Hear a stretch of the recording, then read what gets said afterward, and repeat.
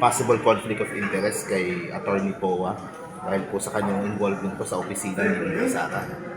Well, sa amin wala namang problema dahil yung trabaho naman niya sa opisina ni Bibi Sara ay iba naman yung trabaho niya ngayon bilang isang abogado. So, sa akin naman, as long as masasagot naman nila ang primary purpose naman dito, masagot eh. Di ba? Yun naman ang gusto naman natin dito, masagot naman nila ng tama, malaman natin kung saan talaga napunta yung pondo.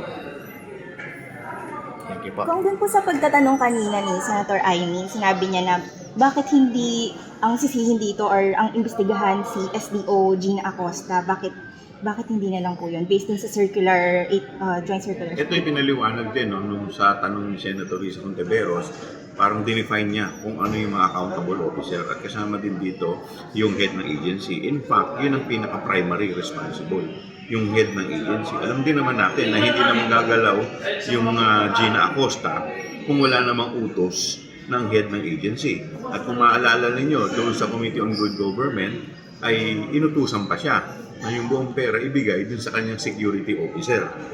So, dito malalaman natin na talagang, at sa mga resibo, sa mga liquidation report, nakalagay doon mga approval, certification, lahat naman yun na nakapirma yung mismong head ng agency, which is si VP Sara Duterte.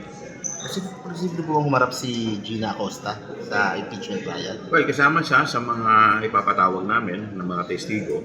So, until then, antayin na lang natin yung magiging salaysay ng dalawang SDO o Special Dispersing Officer. Thank you po. Thank Thank you.